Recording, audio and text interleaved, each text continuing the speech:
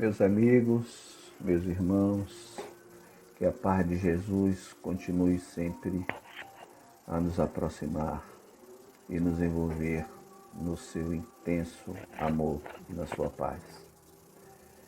No livro No Mundo Maior, de André Luiz, psicografado por Chico Xavier, o Espírito Emmanuel traz como capítulo da introdução o título Na Jornada Evolutiva.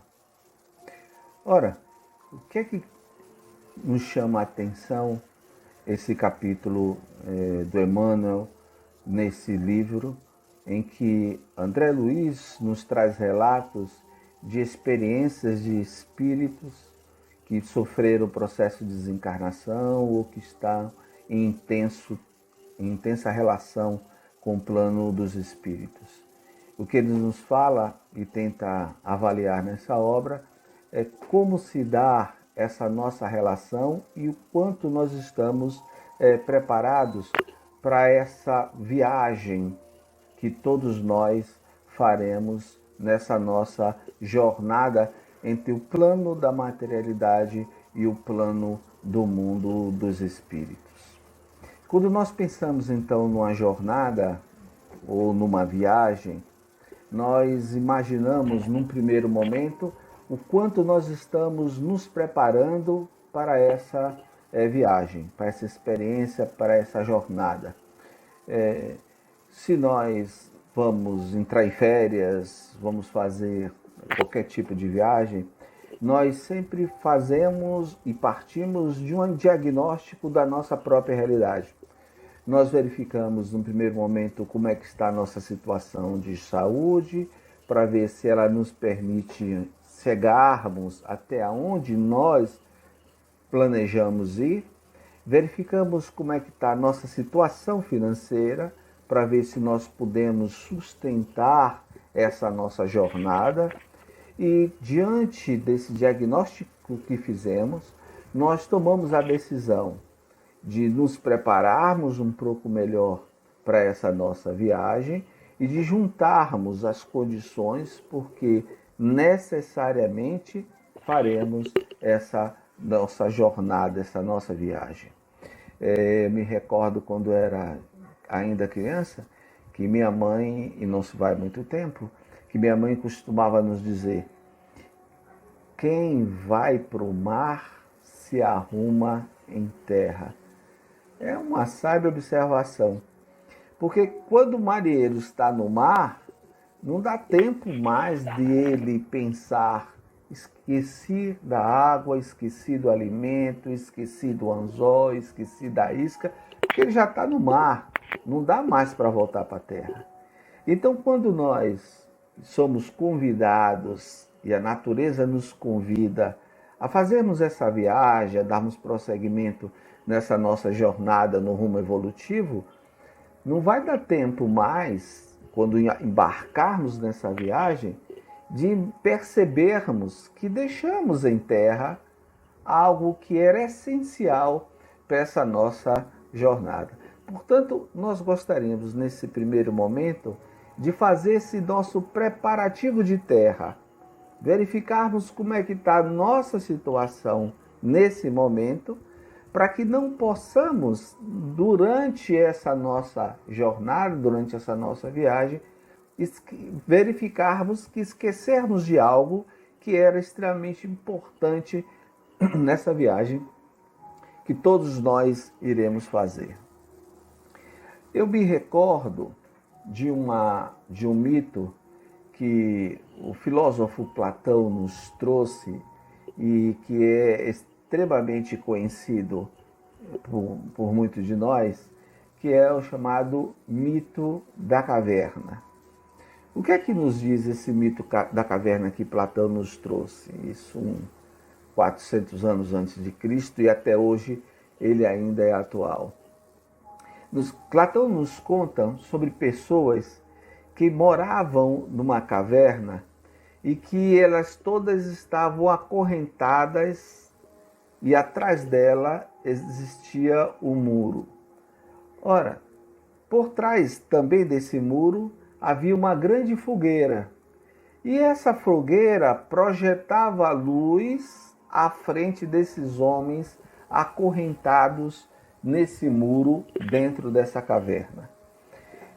Na frente dessa fogueira, entre o fundo, entre os homens e a luz da fogueira, alguns animais passavam, alguns transeuntes também passavam, e essas luzes projetavam sombras na frente desses homens.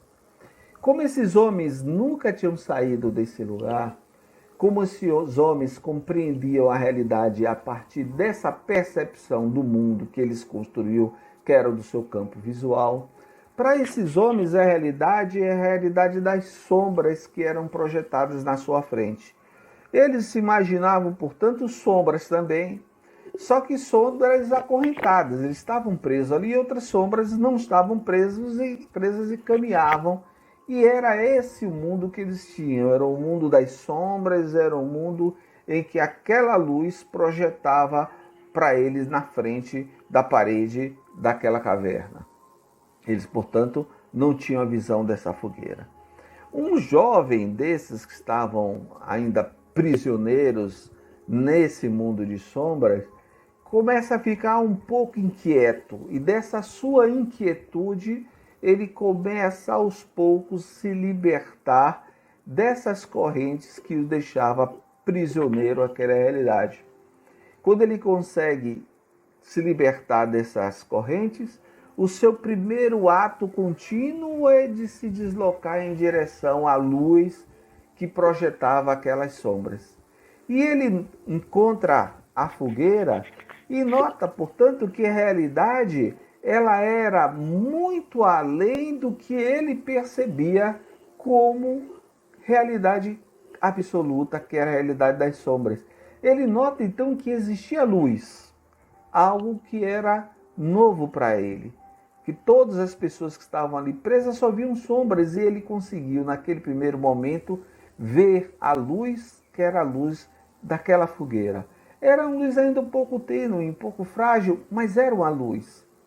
E ele ainda observando a realidade da caverna que ele se encontrava, ele nota que há um grande buraco e dentro desse buraco se projetava uma luz muito mais intensa que a luz daquela fogueira.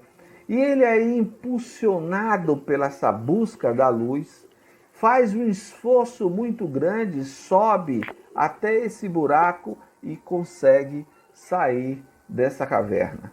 Quando ele sai dessa caverna, ele toma um susto muito maior, porque percebe que o mundo, na verdade, não era aquele mundo simples de pequenas sombras, mas era um mundo muito mais colorido, um mundo de luzes muito intensa, de cheiros que ele não sentia, que vento que soprava sobre seu corpo.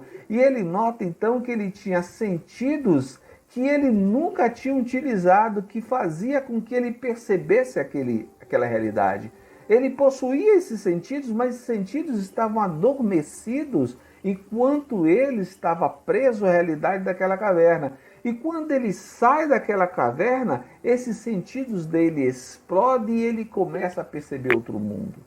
Suas pupilas começam, que eram extremamente dilatadas, a se contrair pelo efeito da luz, e ele começa a perceber que ele tem a possibilidade de sentir as coisas, porque o seu tato começa a funcionar, ele prova de algumas coisas que estão ali fora, ele percebe então que ele tem um paladar, e um paladar que começa a perceber linhas tênues entre sabores, e ele nota que a realidade é de uma complexidade muito maior do que ele poderia imaginar nos maiores sonhos que ele tivesse enquanto estivesse preso naquela caverna. E ainda embebecido por essa nova realidade, ele se lembra das pessoas que ele ama e que ainda estão prisioneiras daquela realidade. Ato contínuo, então, ele se move no sentido, na direção da caverna.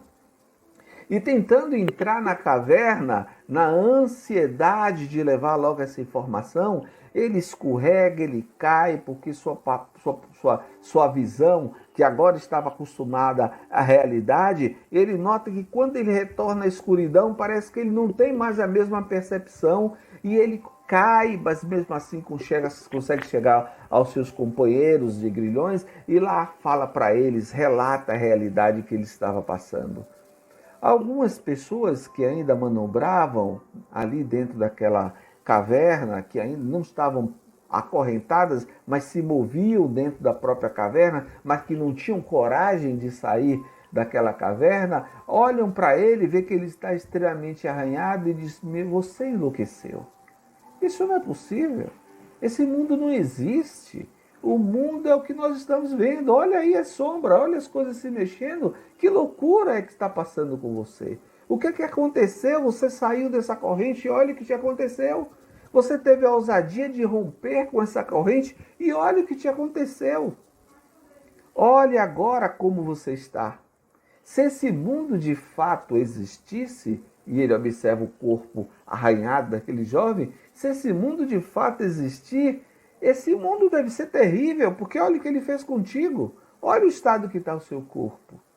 E ele então nota que não consegue convencer as pessoas daquela realidade. Mas a sua mensagem se dissemina entre aqueles que ali estão. E aquela história dele começa a circular, e vez que outra, um ou outro começa também a se mexer e tentar sair dessa realidade que ele começou a conviver e que percebeu que não pôde trazer essa verdade para os outros que ainda estavam aprisionados àquele mundo. Ora, meus amigos, o Kardec nos diz uma coisa que é extremamente marcante no Livro dos Médiuns. Antes eu gostaria de lembrar que no Livro dos Espíritos, a primeira questão que ele nos traz é: que é Deus? Ele nota que naquele momento que ele traria uma filosofia tão revolucionária como é a filosofia espírita, era preciso convencer também aqueles homens que eram dotados e se assenhoravam de uma certa razão, e que construíam e que avançavam e faziam com que o mundo crescesse a partir dos domínios tecnológicos, a partir dos domínios da materialidade, sobre a possibilidade de existência de um ser divino que construiu todo aquele mundo material que nós conhecemos e que, portanto, também construiu algo além desse mundo material. Ou seja, levar os homens a crer, a partir do princípio que eles têm, do domínio da materialidade, que a origem daquela materialidade não está restrita a si mesma, a matéria não gerou a própria matéria, mas que essa matéria ela é originária a partir de uma outra grande força criadora, que é a força divina, que é a força de Deus, levaria num primeiro instante os homens, no primeiro passo, a romper esse vínculo intenso com a materialidade para que eles pudessem despertar para a possibilidade da existência de algo além desse mundo material que a sua inteligência tinha permitido a ele dominar. Então, o primeiro cuidado que Kardec tem é de perceber que esse mundo dominado pela tecnologia, esse mundo em que os homens dominavam de uma forma muito intensa a materialidade, deveria fazer com que esses homens percebessem algo além desse mundo, a existência de algo além desse mundo.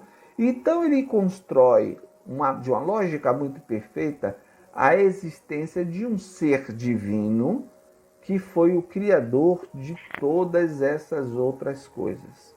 Então, se tudo existe, existe porque foi criado por algo. E esse algo que criou tudo que existe no encadeamento lógico, esse algo, ele atribui o nome de Deus. Mas muitos poderiam perguntar, mas então quem criou Deus? Um dos pais da igreja, Agostinho, resolve essa questão de uma forma muito interessante. Ele diz assim: o ato de criar é um ato que está vinculado ao tempo. Como o tempo é uma criação também de Deus, portanto, não há que se falar de quem criou Deus. Porque se eu pensar em quem criou Deus, eu terei que necessariamente pensar que há algum tempo ele existiu. E quando Deus existe, não há tempo. O tempo é uma criação divina. Então, meus amigos, Deus existe a partir de um encadeamento lógico que a doutrina espírita nos traz. E depois dele ter tido esse cuidado no livro dos Espíritos, no livro dos Médiuns, ele tem um outro cuidado que também nos chama a atenção. A primeira questão que ele nos traz é: há espíritos? De fato, vamos refletir. Ele nos traz uma obra na qual ele vai analisar de uma forma muito profunda essa relação que nós temos com o plano dos espíritos. Já admitimos, portanto, a partir do seu primeiro livro, de que os espíritos existem. Ótimo. Se os espíritos existem, como é que eu me relaciono com eles? Então, no primeiro momento, eu diria: há espíritos dentro dessa concepção da filosofia espírita. Há espíritos, portanto, que têm vida intensa, que pensam, que amam, que desejam. Porque não basta dizer que os espíritos existem, mas existem dentro desses critérios, dessa concepção da filosofia espírita, porque todas as religiões falam da existência dos espíritos. Muitos cultos religiosos, ou seja, na verdade todas as religiões, nos falam que os espíritos existem. Nos falam que nós sobrevivemos à experiência do desencarne, à experiência da morte. Mas só isso basta? Temos a certeza de que esses espíritos existem? Só isso nos basta? E os espíritos que todas as religiões creem são conceitos semelhantes? O espírito da doutrina espírita é o mesmo espírito de todas as religiões? Damos o mesmo sentido a essa mesma palavra? E esse foi um cuidado que Kardec sempre teve, por isso que ele nos trouxe e criou o termo espiritismo, porque ele dizia que para ideias novas é necessário termos novos para que não se criem confusões no uso desses termos. E aí, portanto, ele define com clareza o que é espiritismo, e definindo com clareza o que é espiritismo, ele também define as palavras, as ideias que compõem a filosofia espírita, e a principal delas é espírito. Tanto quanto falamos em espírito dentro da concepção espírita, será que falamos da mesma coisa em espírito dentro das outras concepções religiosas? Porque, para a maioria das religiões, essa existência espiritual não é uma existência, esses espíritos que intercambiem conosco. Essas paixões, esses sentimentos que nós hoje temos, não teremos quando da experiência da morte. Nós seremos ou julgados pelo que fizemos, portanto, a partir dessa nossa existência enquanto espírito dentro dessas culturas religiosas, essa existência dentro do mundo espiritual não proporciona qualquer transformação, qualquer evolução nesse ser. Porque esse ser será julgado pelo que ele fez. Esse ser será julgado, portanto, se ele fez algo que era correto, que era algo bom, ele vai para o paraíso. Se ele fez algo que era terrível, ele vai ficar lá sendo furado pelo tridente do capeta no inferno. Mas ele não tem mais a possibilidade de se transformar a partir do momento que ele deixa o mundo corpóreo. Ele é espírito, mas nesse sentido, então essa existência, esse haver, esse existir enquanto espírito, não é algo que traz qualquer possibilidade transformadora para esse ser. A experiência de transformação, portanto, se deu no plano da materialidade. A sua chance de mudar se deu no plano da materialidade. Passada essa experiência do plano da materialidade, ele não tem mais possibilidade de se transformar, de evoluir, portanto.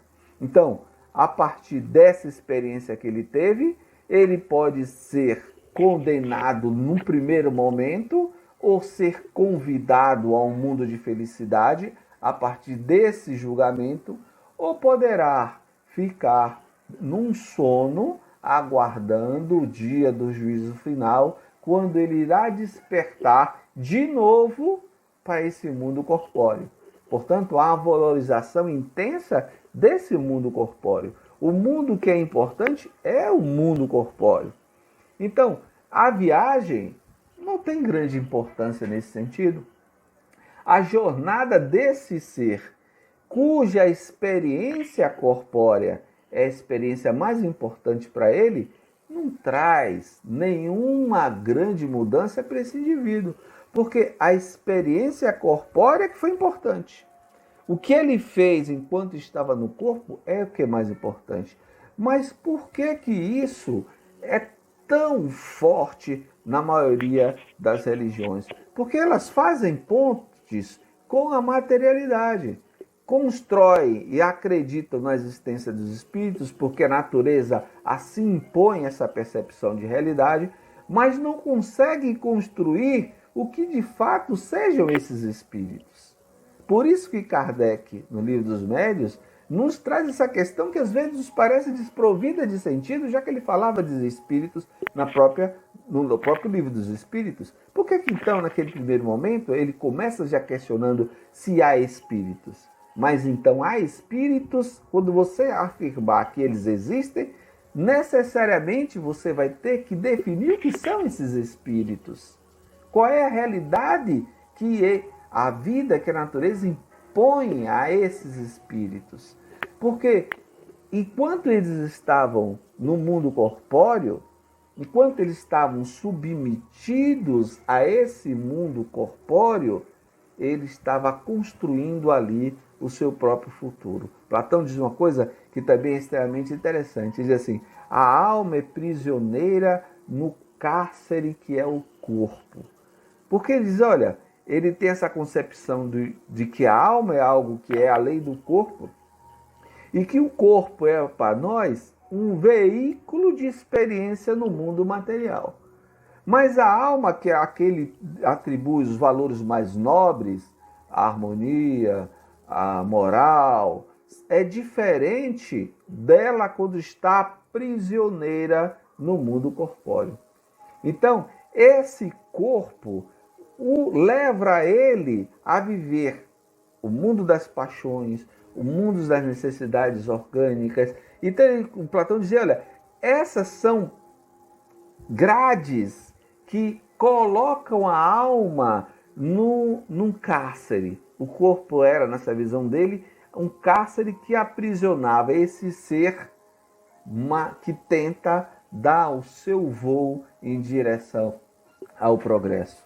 Então, não é do fato de concebermos a existência dos espíritos que necessariamente teremos a certeza de que eles vão continuar na sua experiência, na sua jornada evolutiva. Nesse mesmo Livro dos Médiuns, Kardec nos diz uma coisa também que é singular. Ele diz assim, olha, no Espiritismo, a questão dos espíritos ela é secundária.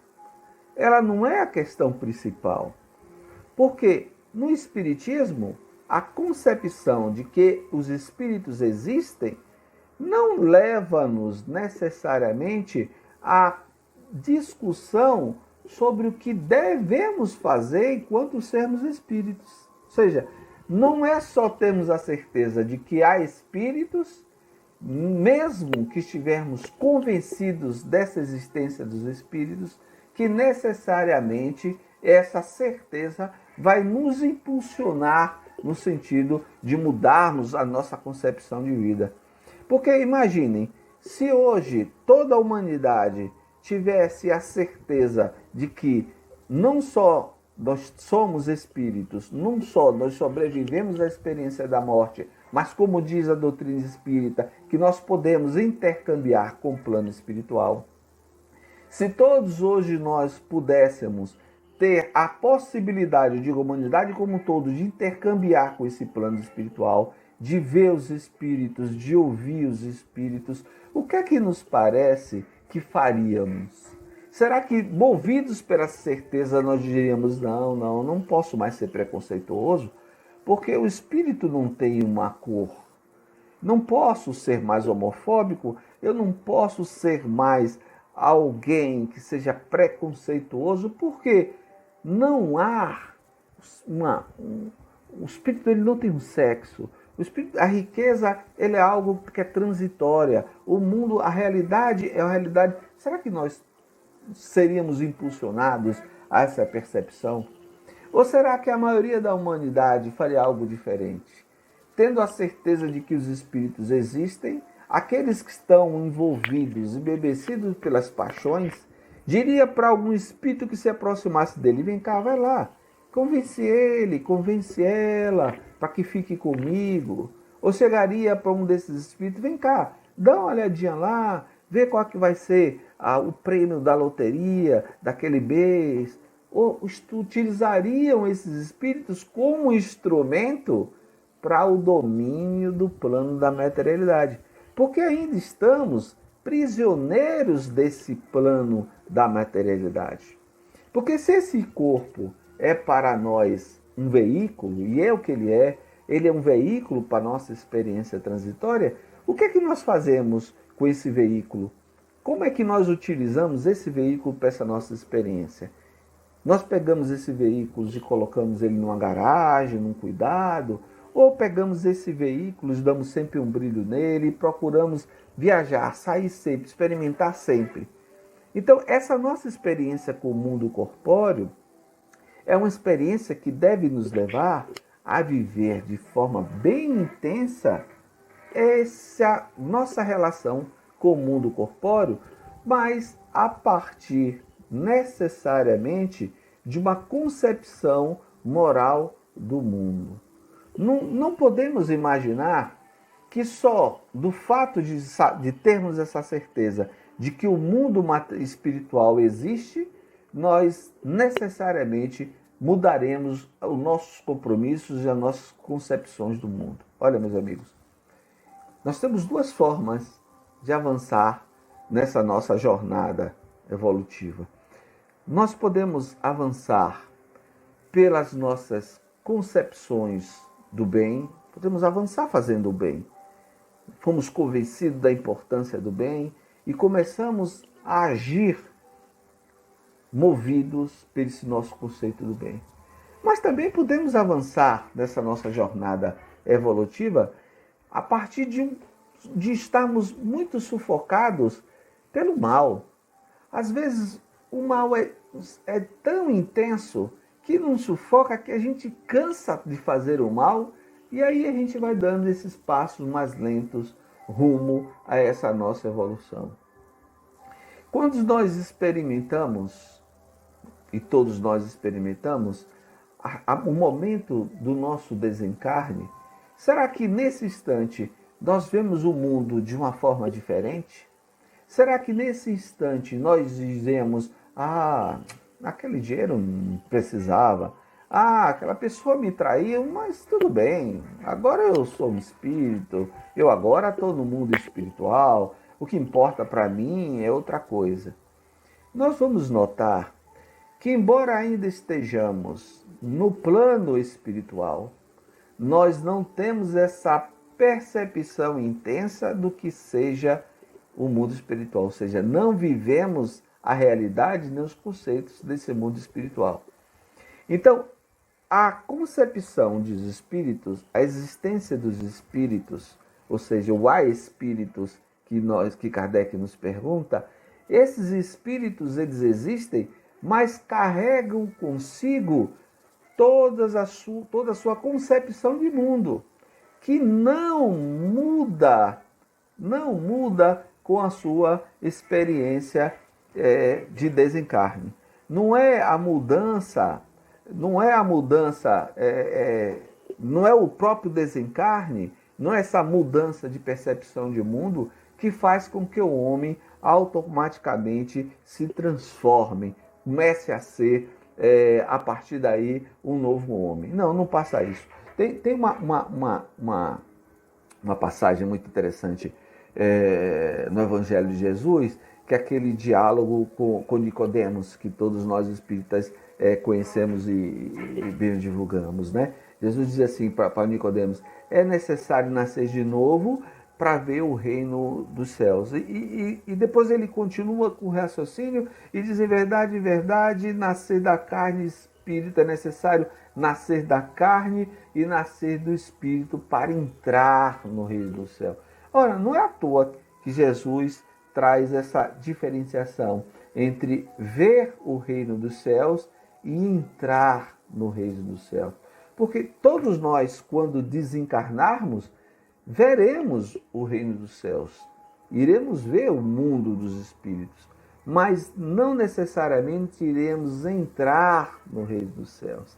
Entrar no reino dos céus é modificar essa nossa percepção do mundo, é deixarmos de lado, mesmo sendo espíritos, esses nossos desejos que estão ligados ao plano da materialidade. Se vocês forem observar, André Luiz nos traz essa obra super enriquecida, que virou um filme, que é um sucesso entre nós, que é O Nosso Lar. Se você for observar os espíritos que estão no nosso lar, na sua maioria, eles entraram no reino dos céus. Porque eles ainda têm necessidade de uma casa, necessidade de um veículo que o transporte, necessidade de alimentação. O André Luiz nos diz que no início do reino da construção do nosso lar, havia até uma guerra entre os espíritos em função da qualidade do alimento. Então, todos esses conceitos, todas essas necessidades, são necessidades ainda ligadas ao plano da materialidade. Muitos dos espíritos, ao desencarnar, ainda estão presos às suas paixões.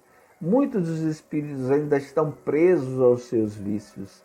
Muitos dos espíritos ainda necessitam juntar as moedas que estão afastadas deles por causa da experiência do desencarne que eles tiveram. Quantos relatos nós temos de espíritos que ainda estão dentro das casas das quais eles viveram antes do seu desencarne? Quantos estão ali falando das suas riquezas que não querem que ninguém pegue a sua riqueza? Quantos ainda estão falando da minha mulher, do meu marido, do meu filho, como propriedade sua, que não admite jamais que ela possa ser compartilhada por outro? Quantos casos de obsessão nós temos aí vinculados às paixões da materialidade? São espíritos? São. Estão no mundo espiritual? Estão. Mas ainda estão prisioneiros da materialidade. Desejados que ainda estão da materialidade. Portanto, essa evolução de nós enquanto espíritos não vai se dar só no plano da espiritualidade, do mundo dos espíritos. Vai se dar principalmente no plano da materialidade. É preciso que nós experimentamos várias e várias vezes esse contato com o mundo material, estabelecemos essa relação com o mundo material, soframos nessa relação com o mundo material para que a gente possa alterar os nossos conceitos e a nossa relação com o plano da matéria. Nós percebemos que esse desgaste, essas nossas paixões, levam muitas vezes à infelicidade profunda do ser. E é dessa infelicidade profunda que a gente pode ou continuar prisioneiro e, portanto, aumentar a nossa dor, ou aprender aos poucos, a partir de novos conceitos, de novas vivências, a nos libertarmos desse plano da materialidade, para que a gente possa, de fato, evoluirmos enquanto espíritos. Então, a evolução desses espíritos vai se dar à proporção que a gente consegue se desprender do plano da materialidade. Percebe que coisa interessante essa nossa jornada evolutiva? Nós primeiro somos criados, como os espíritos nos dizem, simples e ignorantes. O espírito não é a matéria. Os espíritos dizem dessa trindade fantástica, existem três coisas no universo: Deus, espírito e matéria. Portanto, espírito não é matéria. A matéria é algo que é diferente do espírito. Agora, o que é espírito? Nós não temos condição de definir. Mesmo que a gente diga é uma centelha, é uma luz, nós estamos usando os conceitos, que são conceitos da materialidade, para definir algo que não é matéria. Mas esse ser criado pela divindade, que não é a matéria, para que ele possa existir, ele precisa necessariamente estar ligado à matéria. Por isso que não existe espírito sem um corpo perispiritual. Porque ele necessariamente precisa estar ligado à matéria para que ele possa se relacionar com essa matéria. E estando ligado a essa matéria, ele consegue sentir tudo que essa matéria lhe aprisiona, lhe proporciona através dos sentidos: frio, fome, necessidades sexuais, paixões, desejos. Então ele começa a ter a relação intensa com esse plano da materialidade e dominar essa materialidade. Ele desenvolve a sua inteligência a partir dessa relação que ele trava com o plano da materialidade. É a partir daí que ele começa a notar que ele tem que dominar, criar uma tecnologia para que a sua vida se prolongue. Ele desenvolve a medicina, para que sua vida seja confortável, ele desenvolve todos os instrumentos tecnológicos, inclusive esse agora que nos permite nesse momento estarmos falando aqui através desse vídeo. É a partir do domínio dessa tecnologia que ele desenvolve a sua inteligência. Mas em desenvolvendo essa sua inteligência, ele começa a se aprisionar a esse plano da materialidade. Mas chega um momento então que ele precisa de instrumentos inteligentes para que ele amplie essa sua percepção de mundo. Então ele, que era simples e ignorante, começa a ter uma relação com o mundo, começa a ter uma relação com o plano material, para que ele se desenvolva no seu intelecto, se desenvolva, portanto, algo que não é material, que é a inteligência. Ele desenvolve a inteligência a partir dessa sua relação com o plano da matéria. Ele precisa, então, dominar a matéria e despertar essas suas paixões, e a partir dessas suas paixões, porque ele primeiro sente fome, ele desenvolve a agricultura a partir, mas ele ainda é egoísta e ele precisa ainda preservar a sua própria vida. Ele percebe para preservar a sua própria vida, ele precisa preservar a sua clã, ele cria o seu grupo, mas ele ainda é extremamente egoísta, ele cria os seus povos que são mas ele ainda é extremamente egoísta, mas ele vai ampliando o seu conceito e a sua percepção de humanidade.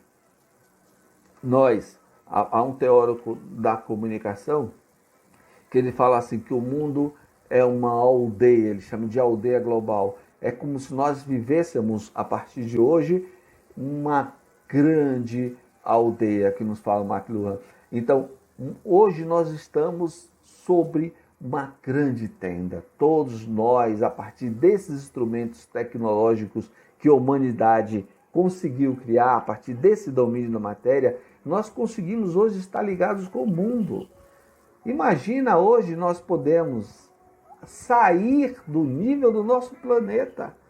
Nós temos hoje já na internet imagens de um equipamento que o homem colocou, de um pequeno helicóptero que hoje voa em Marte. Nós temos quase em tempo real imagens de um outro planeta.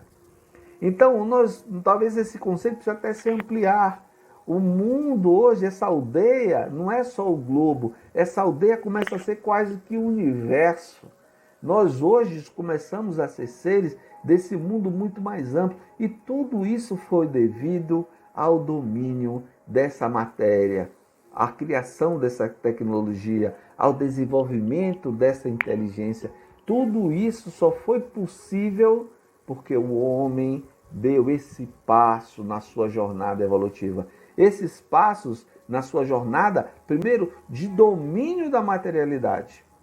Mas chega um momento que ele, atendendo a todas essas demandas que a materialidade o proporcionou, ele nota que ainda tem um vazio muito profundo.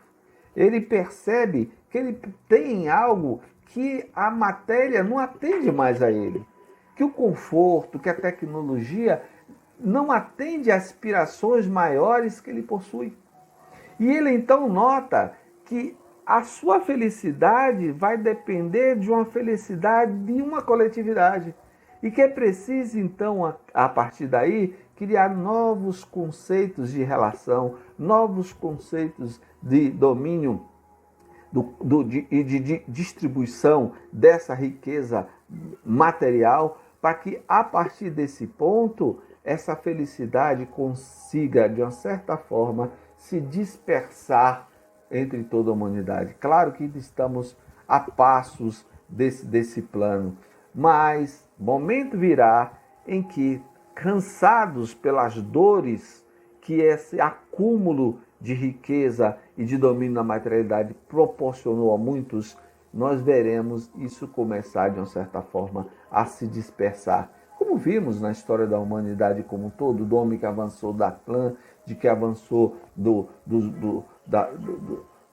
dos domínios que os reis tinham, que avançou para as organizações políticas mais democráticas e as participações populares começaram a ser elementos mais importantes. Então, os homens começaram, a partir daí, a distribuir poder, mesmo que ainda de forma muito concentrada, riquezas.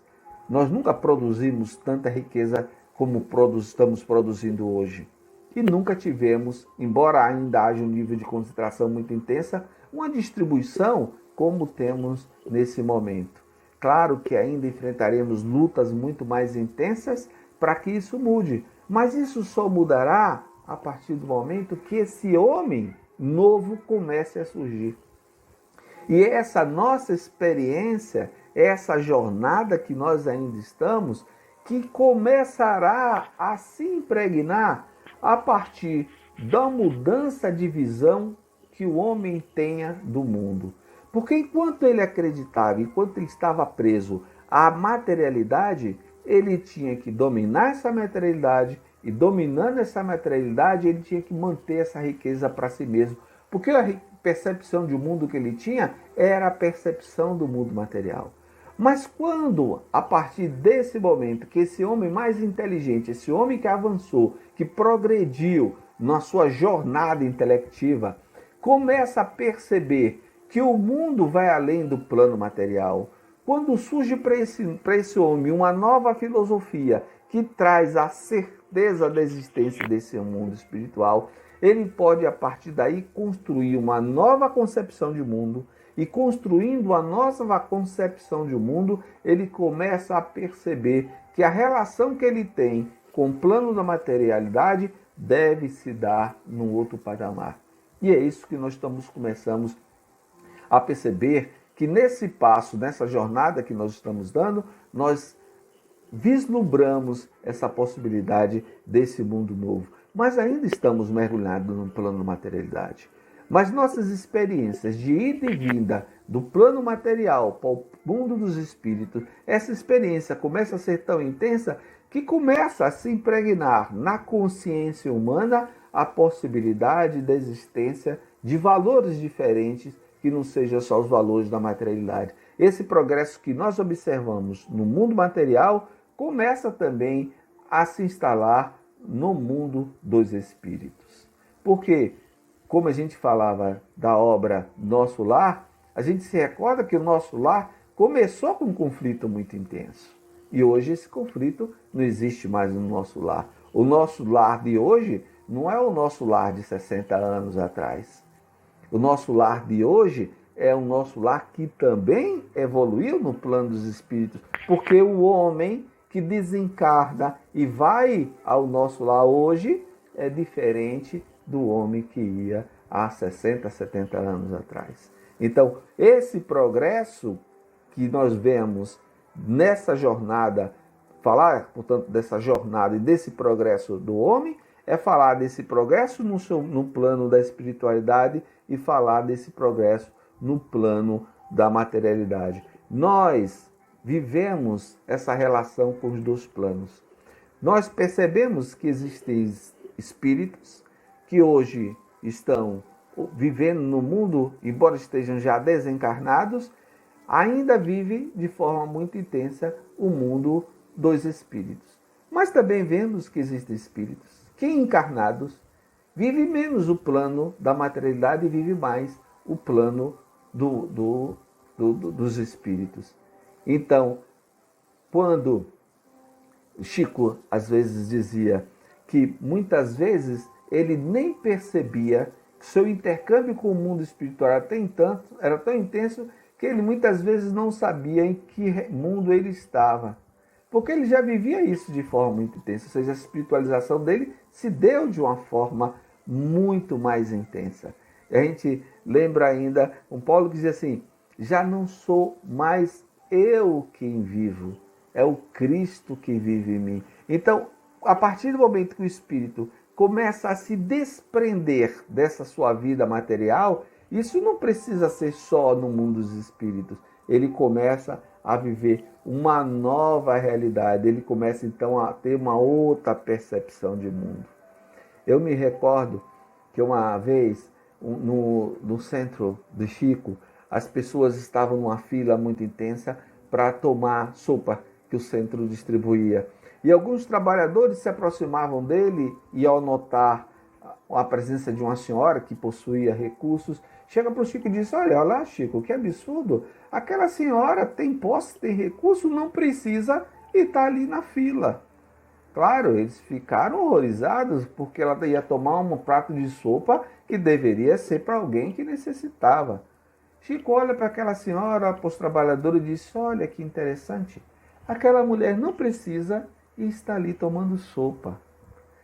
Era o mesmo fato, mas com olhar diferentes, porque eram pessoas diferentes observando o mesmo fato. As pessoas como nós, que eram dominadas ainda pelo rancor, se sentiram ofendidas, porque o que eles queriam e imaginavam que a relação era dar àqueles que tinham fome, que têm necessidade de alimentar os corpos. Chico percebeu que aquela mulher, quando entrava naquela fila, ela tinha uma outra demanda. Ou de sinalizar para as outras pessoas que ali estavam que era importante estar ali, ou de se harmonizar com aquelas que ali não estavam. Então, ele viu no ato daquela mulher um ato nobre, enquanto outros viram no ato daquela mulher uma ofensa. Porque tudo depende do nível de quem olha. E é esse passo que nós estamos dando.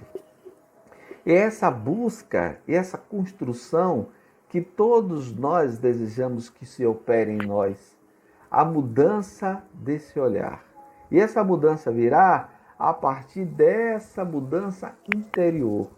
Então, falar numa viagem, falar numa jornada, a gente sempre imagina que aqui estamos e vamos partir para um lugar diferente. Nós que aqui estamos no mundo material, que vamos para o mundo dos espíritos. Não. O mundo material e o mundo dos espíritos, eles se intercambiam de forma muito intensa, que nós podemos falar que é um contínuo, que é um mundo só. Mas um outro mundo que está mais interno, cuja viagem nós também precisamos fazer, conhecer esse viajor, talvez seja mais importante do que conhecer essa viagem. Ou seja, preparar em terra aquele que quer ir para o mar, talvez seja mais importante do que imaginar o barco que nos conduzirá. É preciso então pensar quem é esse viajor, voltar esse olhar para nós mesmos e verificarmos em que nível estamos nessa viagem que faremos.